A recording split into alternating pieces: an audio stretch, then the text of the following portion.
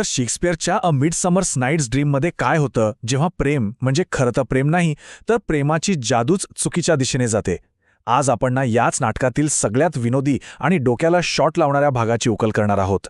हो, तोच अंक तिसरा, देखावा दुसरा. चला तर मग या जादवी जंगलातल्या गोंधळात थेट उडी मारूया. विचार करा, जी जादू एका परीराणीला गाढवाच्या प्रेमात पाडू शकते ती किती शक्तिशाली असेल. आता हीच विचित्र आणि बेभान करणारी शक्ती 4 तरुण प्रेमींच्या नात्यात उतरणार आहे. आणि याचा परिणाम? अहो, संपूर्ण गोंधळ. दुसरं काय? या सगळ्या गोंधळाची सुरुवात होते एका छोट्याशा चुकीने, म्हणजे एका प्रेम औषधाच्या गडबडीने. त्यानंतर प्रेमाचं एक असं गुंतागुंतीचं जाळं तयार होतं की 4ही मित्र एकमेकांचे दुश्मन बनतात. आणि शेवटी या सगळ्या भानगडीतून मार्ग काढण्यासाठी परींनाच पुढे यावं लागतं. तर हा सगळा गोंधळ सुरू तरी कसा झाला? याची मुळं आहेत एका परीराजाच्या आदेशात, त्याच्या एका खोडकर सेवकाच्या कृतीत आणि एका मोठ्या गैरसमजात. चला पाहूया ती नेमकी चूक होती तरी काय. ओके, तर जादू सुरू होण्याआधीची परिस्थिती समजून घेऊया. एकदम सरळ आहे, पण थोडं गुंतागुंतीचं. बघा, हर्मिया आणि लायझँडर एकमेकांवर प्रेम करतात. सॉर्टेड. पण प्रॉब्लेम असा आहे की डेमेट्रियसला हर्मिया हवी आहे आणि बिचारी हेलेना, तिला डेमेट्रियस हवाय, पण तिच्याकडे कोणीच लक्ष देत नाहीये. हे नातं लक्षात ठेवा हा, कारण एका जादुवी फुलाचा रस हे सगळं समीकरण अक्षरशः उलटापलटा करणार आहे. हेलेनाची ही अवस्था पाहून परीराजा ओबेरॉनला तिची दया येते. तो आपला सेवक पकला एक जादुई फूल देतो आणि सांगतो की याचा रस डेमेट्रियसच्या डोळ्यात टाक. म्हणजे काय? तो जागा झाल्यावर थेट हेलेनाच्या प्रेमात पडेल. योजना तर एकदम भारी होती, पण ती पार पाडणारा होता पक. आणि इथेच तर खरी गडबड झाली. आणि इथेच सगळा खेळ बिघडतो. पक डेमेट्रियसला शोधण्याऐवजी लायझँडरला शोधतो आणि त्याच्या डोळ्यात ते औषध टाकून देतो. परिणाम? एक तुटलेलं हृदय जोडायचं सोडून पकने एका सुखी जोडप्याच्या नात्यातच विष कालवलं. काय कमाल आहे ना? पक्क्याच्या एका चुकीमुळे प्रेमाचं हे सोपं समीकरण आता पूर्णपणे बिघडणार आहे. जंगलात आता भावनांचा एक असा खेळ सुरू होतोय जिथे कोणालाच कळत नाहीये की नक्की कोण कोणावर प्रेम करतंय. आता या औषधाचा परिणाम बघा.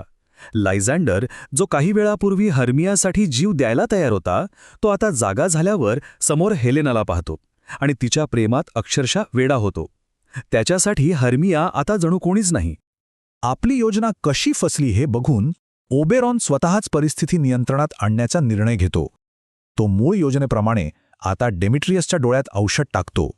पण एक चूक सुधारण्याच्या नादात तो नकळतपणे हा गोंधळ आणखीनच वाढवून ठेवतो. आणि औषध आपलं काम तात्काळ करतं. जो डेमेट्रियस काही वेळापूर्वी हेलेनाचा तिरस्कार करत होता, तो आता जागा होताच तिच्यासाठी कविता म्हणू लागतो, तिला देवी आणि अप्सरा म्हणून हाका मारतोय. बिचाऱ्या हेलेनासाठी हा एक मोठा धक्का असतो. आणि हे बघा, हेलेनाच्या नशिबानं काय कमाल केलीये. विचार करा, कालपर्यंत जिच्या प्रेमाकडे कोणी ढुंकूनही बघत नव्हतं, आज तिच्यासाठी 2-2 पुरुष एकमेकांशी लढायला तयार झालेत. म्हणजे शून्यातून थेट 2 प्रशंसक. नशिबाचा खेळ म्हणतात तो हाच. आणि आता सुरू होतो या नाटकातील सगळ्यात मोठा गोंधळ. जेव्हा हे 4ही मित्रप्रेमी एकमेकांना भिडतात, तेव्हा प्रेम, गैरसमज आणि विनोदाचा एक असा काही स्फोट होतो जो खरंच पाहण्यासारखा आहे. पण गंमत बघा, हेलेनाला या प्रेमावर विश्वासच बसत नाही. तिला आयुष्यभर इतका नकार मिळालेला असतो की तिला वाटतं हे खरं प्रेम असूच शकत नाही. तिला वाटतंय की तिची जुनी मैत्रीण हर्मिया आणि हे दोघे मिळून तिची क्रूर चेष्टा करतायत. त्याचवेळी हर्मिया तिथे पोहोचते आणि तिला तर काहीच कळत नाहीये. तिचा लायझँडर, जो तिच्यावर जीवापाड प्रेम करायचा, तो तिचा तिरस्कार का करतोय? तिच्यासाठी हे जगत जणू उलटंपालटं झालंय. आणि हा वाद इतक्या खालच्या पातळीवर जातो की बालपणीच्या मैत्रिणी एकमेकींच्या शारीरिक उणीवा काढू लागतात. हर्मिया हेलेनाला तिच्या उंचीवरून पेंटेड मेपोल म्हणजे रंगवलेली काठी म्हणते, तर हेलेना हर्मियाला तिच्या कमी उंचीवरून ड्वार्फ म्हणजे बुटकी म्हणते. त्यांची मैत्री आता पूर्णपणे विखुरली आहे. हर्मियाचा राग इतका वाढतो की ती हेलेनाला कॅन्कर ब्लॉसम म्हणते, म्हणजे असं फूल जे आतून किडलेलं आहे. हा अपमान दाखवून देतो की त्यांची सुंदर मैत्री आता आतून पूर्णपणे विषारी झाली आहे. आणि शेवटी परिस्थिती हाताबाहेर जाते. हेलेनावरचं आपलं प्रेम सिद्ध करण्यासाठी लायझँडर आणि डेमेट्रियस एकमेकांना जीवे मारण्याची शपथ घेतात आणि द्वंद्वयुद्धासाठी निघून जातात. हा विनोदी खेळ आता चक्क जीवघेणा बनला आहे. माणसांचा हा खेळ आता धोकादायक वळणावर पोचला आहे. ओबेरॉनच्या लक्षात येतं की त्याची गंमत आता फार महागात पडू शकते आणि त्याला हे थांबवावंच लागेल. म्हणजे परींना आता हस्तक्षेप करावाच लागतोय. ओबेरॉन जरी काळजीत असला तरी पकला मात्र या सगळ्या गोंधळात भारी मजा येत आहे. त्याच्यासाठी माणसांचं हे भांडण म्हणजे एक खेळ आहे, एक मनोरंजन. त्याला तर ही परिस्थिती अजून चिघळावी असंच वाटतंय.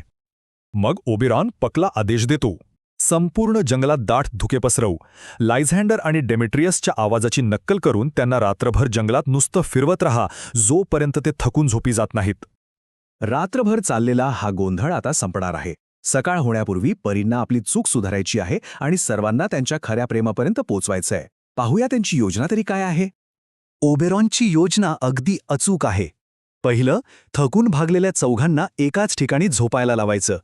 मग फक्त लायझेंडरच्या डोळ्यांतील जादूचा प्रभाव उतारा लावून नाहीसा करायचा. म्हणजे काय होईल? डेमेट्रियस हेलेनावर प्रेम करत राहील आणि लायझेंडर पुन्हा हर्मियाकडे जाईल. Problem solve. लायझँडरच्या डोळ्यात उतारा टाकताना पक एक मंत्र म्हणतो. तो आश्वासन देतो की सकाळ झाल्यावर सगळं काही ठीक होईल. प्रत्येक जॅकला त्याची झील मिळेल आणि रात्रीचा हा सगळा गोंधळ एका वाईट स्वप्नासारखा विरून जाईल. हा सगळा जादुई गोंधळ आपल्याला एका महत्त्वाच्या प्रश्नावर आणून सोडतो. जर प्रेम एका फुलाच्या रसाने इतकं सहज बदलू शकतं, तर आपण ज्याला खरं प्रेम म्हणतो ते खरंच किती खरं असतं? विचार करायला लावणारी गोष्ट आहे, नाही का?